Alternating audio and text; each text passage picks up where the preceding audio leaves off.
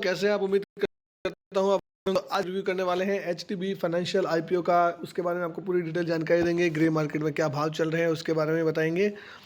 अगर आप grey market में एप्लीकेशन बेचना चाहते हैं तो वीडियो के डिस्क्रिप्शन में टेलीग्राम का लिंक दिया हुआ है, वहाँ जाके हमारे टेलीग्राम चैनल को सब्सक्राइब कर लें और हमें आईपीओ की एप्लीकेशन आप बेच सकते हैं वहाँ पे। और आप देख सकते हैं वहाँ पे बहुत सारे लोग हमको आईपीओ की एप्लीकेशन बेचते हैं और बेचने का काम करते हैं। सक्सेसफुली वो अपनी आईपीओ की एप्लीकेशन बेच पा रहे हैं। आप भी चाहते हैं तो चैनल को सब्सक्राइब करके टेलीग्राम लिंक पे आके ज्वाइन कर लें। ठीक है, बिना देरी के साथ शुरू करते हैं एचडीबी फाइनेंशियल सर्विसेज के आईपीओ के बारे में। 25 तारीख को ओपन होगा, 27 तारीख को क्लोज होगा। आईपीओ का इश्यू प्राइस आप ध्यान रखें 700 से 740 है। आपको 740 पे ही अप्लाई करना है। भले ये अंडर सब्सक्राइब हो, ओवर सब्सक्राइब हो, उससे कोई मतलब नहीं है। 740 पे ही अप्लाई कीजिएगा। आईपीओ का लिस्टिंग है एनएससी बीएससी पे दोनों होने वाला है। रिटेल का कोटा 35% रखा गया है। आईपीओ का इश्यू साइज़ बहुत ही बड़ा है, 12,500 करोड़ का है। आप जानते हैं कि एक आइडिया का आईपीओ आया, वो एफपीओ आया था जो 15,000 करोड़ का था, फुल्ली सब्सक्राइब भी नहीं हो पाया था। ये 12,000 करोड़ का आईपीओ आपको देखना है। अब आपको क्या करना है, इसमें आपको ध्यान रखना है। लास्ट दिन देखिए, उसके बाद ही अप्लाई कीजिएगा। 10,000 करोड़ का पूरा ऑफर फॉर सेल है। एचडीबी जो है इसकी एचडीएफसी बैंक की कंपनी है, वो अपना माल बेच के यहाँ पे निकल रही है। फ्रेश इश्यू से ओनली 2500 करोड़ का है। फेस वैल्यू 10 रुपये का है, बहुत अच्छी बात है। अभी तक स्प्लिट बोनस कुछ भी हुआ नहीं है इस कंपनी में। प्रमोटर की होल्डिंग 94% है और आईपीओ के बाद 75% से नीचे लाने के जो क्राइटेरिया है कंपनी का, वो कंपनी ने पूरा किया, 74% पे लेके आ गई है। इसके बाद मुझे नहीं लगता कंपनी आईपीओ में अपना माल बेचेगी, क्योंकि कंपनी को अपने इस आईपीओ में, इस कंपनी में बहुत ही भरोसा है। तो उसी भरोसे के साथ आप भी इसमें बने रहें और आईपीओ में अप्लाई करें। अब देखिए, अलॉटमेंट की मैं बात करूं तो 30 तारीख को अलॉटमेंट आएगा, 1 तारीख को रिफंड हो जाएगा और 2 तारीख को ये आईपीओ मार्केट में लिस्ट हो जाएगा। देखिए, यहाँ पे पैसा आपका बहुत ज़्यादा दिन ब्लॉक रहने वाला है। 27 तारीख लास्ट है, 28-29 को छुट्टी है, 30 तारीख को अलॉटमेंट है, 1 को रिफंड आएगा। तो 4 दिन आपका पैसा ब्लॉक रहेगा। उस हिसाब से आप अरेंजमेंट और तैयारी कीजिएगा, क्योंकि आपके साथ पता है दूसरे भी आईपीओ इसके साथ आने वाले हैं। अब लॉट साइज़ की बात करें, रिटेल में 20 शेयर का लॉट है, 740 का प्राइस बैंड है। 14,800 रुपये का बिड प्राइस आपको अप्लाई करना है। अगर आप मिनी स्मॉल एचएनआई में करना चाहते हैं तो 14 लॉट 280 शेयर 2,07,200 रुपये की बिड अप्लाई करनी है। और बिग एचएनआई में 1,360 शेयर 68 लॉट 10,06,400 रुपये की बिड आपको अप्लाई करनी है।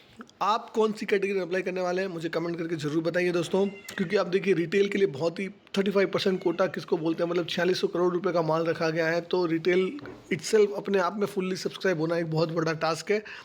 अगर आपको कंफर्म अलॉटमेंट चाहिए तो रिटेल में अप्लाई कीजिए, आपको डेफिनेटली अलॉटमेंट मिलेगा। 2:1 या 1x भी हो गया तो बहुत बड़ी बात है।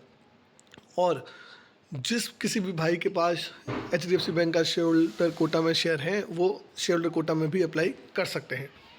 अब यहाँ पे मैं आपको बता दूं, अगर आप शेयर होल्डर कोटा में एलिजिबल है तो दोस्तों 13 लॉट से अप्लाई कीजिएगा, क्योंकि शेयर होल्डर कोटा में क्या होता है, प्रोपोर्शनल अलॉटमेंट होता है। अगर आप एक सपोज कि 5 गुना सब्सक्राइबर और आपने एक ही लॉट से अप्लाई किया तो आपको अलॉटमेंट मिलने के चांस नहीं रहेंगे, ओनली 20% चांस रहेंगे। वहीं आपने 5 लॉट से अप्लाई किया तो आपको एक अलॉटमेंट कन्फर्म मिलेगा।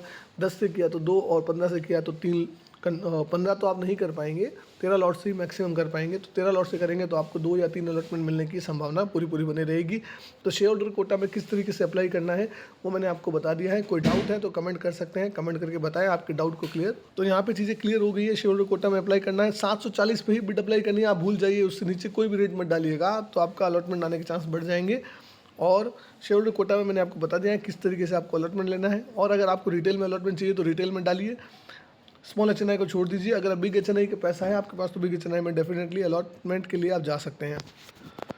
देखिए, 740 का प्राइस बैंड है, जीएमपी 74 रुपये चल रहा है, मतलब 814 रुपये की लिस्टिंग होने की संभावना है। टेंटेटिवली 10% का प्रॉफिट यहाँ पे दिख रहा है। एस्टिमेट रिटेल का प्रॉफिट 1480 रुपये है। सब्जेक्ट टू सौदा रेट की अगर मैं बात करूँ तो 1100 और 15,400 रुपये का रेट सब्जेक्ट टू सौदा का चल रहा है। यहाँ ग्रे मार्केट बहुत ही उथल पुथल चल रहा है। कहीं ये नीचे की साइड में आप देख सकते हैं 45 रुपये जाके आया है, अभी 74 रुपये चल रहा है। स्टेबल है, अभी 60 से लेकर 70 के बीच में स्टेबल चल रहा है। फिर भी देखिए, यहाँ पे जो प्रीमियम है वो बहुत कम है, ज़्यादा नहीं कह सकते। 10% का प्रीमियम में कब हवा हो जाएगा पता नहीं चलेगा। अभी वार लाइक सिचुएशन बनी हुई थी, इसके लिए प्रीमियम बहुत ही नीचे आ गया था। अभी वापस 70 रुपये पर सस्टेन कर रहा है। ऊपर साइड में 100 रुपये पे प्रीमियम जाके आया है। तो आपको ये प्रीमियम को देख के तो मुझे नहीं लगता है कि इसमें अप्लाई करना चाहिए। प्रीमियम बहुत ही कम है, ज़्यादा नहीं है। देखो, रिस्क आपको लेना है, आपका पैसा है, आप ले सकते हैं। कंपनी के फाइनेंशियल्स कैसे हैं और कंपनी कैसी है उसका डिसीजन एक बार हम एनालिसिस करेंगे, लास्ट में आपको बताएंगे कि क्या करें क्या नहीं करें, ठीक है। प्रीमियम को देख के तो मज़ा नहीं आ रहा है, प्रीमियम बहुत ही कम है यार, मतलब अलॉटमेंट कंफर्म है और प्रीमियम बहुत ही कम है, तो इतना नहीं है ऐसा, ठीक है। अब देखते हैं HDB financial one of the leading NBFC है इन इंडिया में in terms of gross loan book. अगर इसका एयूएम देखेंगे, लोन बुक देखेंगे, तो सबसे हाईएस्ट, सबसे नंबर 1 की ये कंपनी है। ये अपर लेयर की एनबीएफसी बन गई, इसीलिए आरबीआई ने इसको कंपलसरी बोला कि आप जाओ और लिस्ट हो। कंपनी ऑफर क्या करती है? Enterprise lending, secure unsecure business loan to MSME, asset finance करती है, secure loan for purchase of new and used commercial vehicle में, कंज्यूमर फाइनेंस करती है, secure unsecured business loan for consumer durables, digital and life cycle products, two wheeler, automobile and other unsecure personal loan भी company provide करती है। तो company का जो basic काम है, वो कंपनी का काम है लोन देने का, unsecured, secured MSME loan, commercial vehicle में, durable, digital and lifestyle products में, टू व्हीलर में, इन सब में कंपनी का काम है। अगर 30 सितंबर की मैं बात करूँ तो ग्रोस बुक वैल्यू जो है वो 39.85% एंटरप्राइज लर्निंग है, 37% असेट फाइनेंसिंग है और 22% कंज्यूमर फाइनेंस है। एडिशनली कंपनी ऑफर करती है business product, outsource BPO service, जो कि back to back office service, collection and sales support services भी कंपनी प्रोवाइड करती है। कामकाज कंपनी का बहुत बढ़िया है। अगर आप एनबीएफसी में जाना चाहते हैं तो इसमें जा सकते हैं। सबसे बड़ी चीज़ बात मैं आपको बताना चाहूँगा कि of the market, grey market में बिना लिस्टिंग के पहले ये कंपनी 1400 रुपये पर ट्रेड कर रही थी और अभी ये 700 रुपये के भाव पे आपके सामने मार्केट में इसका भाव आया है। तो उस हिसाब से तो कंपनी बहुत ही सस्ती नज़र आपके सामने ऑफर प्राइस लेके आई है कंपनी। इस आईपीओ में 16 मतलब आप देखेंगे तो करीब करीब 1,68,00,000 के जो शेयर्स हैं वर्थ 1250 करोड़ के रिजर्व रखे गए हैं। Subscription under the share holder Kota.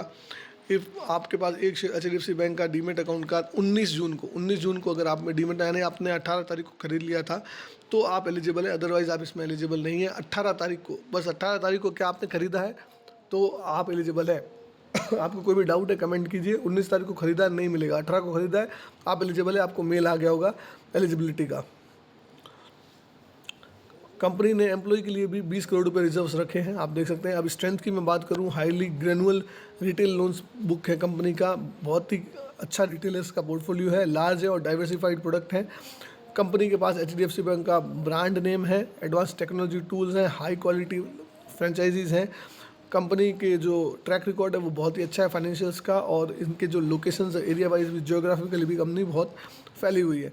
जो कंपनी का ऑब्जेक्ट मैंने आपको बता दिया है कि 10,000 करोड़ का OFS है, 2500 करोड़ का कंपनी अपने खुद की बिजनेस में यूज़ करने वाली है।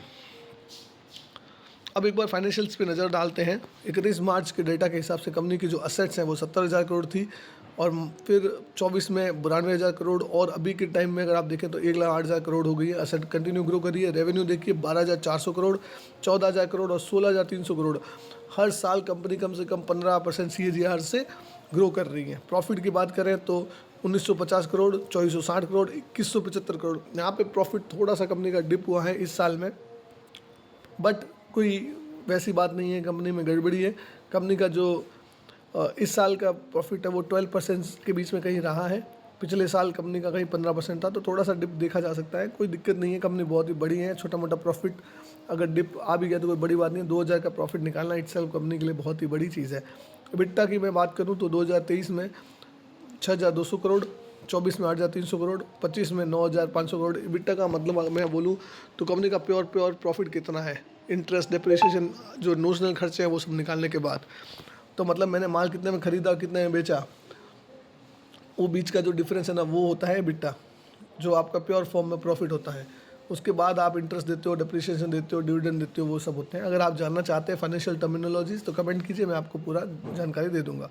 नेटवर्थ कंपनी की 10,000 करोड़ से 12,800 और 14,900 करोड़ हो गई। रिजर्व्स कंपनी के पास आज की 15,000 करोड़ के हैं। बोरोइंग्स 8,000, आप देखें तो कंपनी के पास बोरोइंग है 8700 करोड़ की है। बोरोइंग्स कंपनी के पास बहुत ही ज़्यादा है। फाइनेंशियल्स कंपनी के बहुत ही बढ़िया है। कंपनी का फाइनेंशियल्स में देखा जाए तो बहुत ही अच्छी मुझे लगी कंपनी का कामकाज बढ़िया है, और ग्रे मार्केट पे थोड़ा कम है, इसलिए मैंने क्या किया, ग्रे मार्केट में अपना माल बेच दिया। मैं आपको यहाँ पे दिखा देता हूँ एक बार।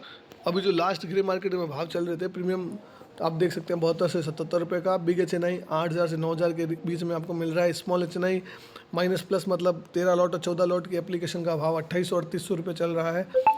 और शेयर होल्डर कोटा में 2,500 3,000 चल रहा है। रिटेल में 1,000 रुपये का भाव, और सब्जेक्ट टू सौदा रेट में 55 रुपये आपको दे रहा है ब्रोकर। आप देखेंगे तो यहाँ पे आपको ऑफ़र कर रहा है। अब आपको सामने देखिए ब्रोकर ने एंकर लिस्ट भी शेयर कर दी है, बहुत ही एंकर लिस्ट धमाकेदार आई है इसकी। मैं आपको यहाँ दिखा नहीं रहा हूँ, बस एंकर लिस्ट बहुत ही बढ़िया आई है, सारे बड़े नाम हैं, करीब 65-70 नाम आए हैं इसमें।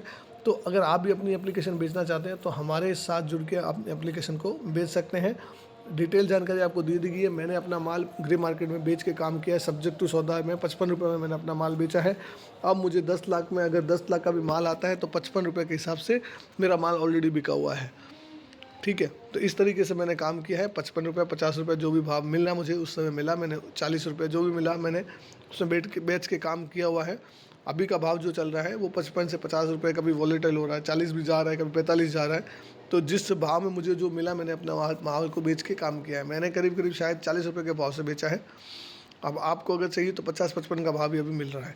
ठीक है, तो दोस्तों आप इसमें क्या करने वाले हैं कमेंट करके ज़रूर बताएं। मैं आपके कमेंट को पढ़ूंगा, एनालिसिस करूंगा और आपको राय दूंगा प्रॉपर तरीके से। ठीक है, अगर दोस्तों अगर आपको वीडियो अच्छा लगा है तो चैनल को सब्सक्राइब कर लें, वीडियो को लाइक करें। मिलते हैं दोस्तों अगले वीडियो में इसी तरीके की बढ़िया जानकारी के साथ।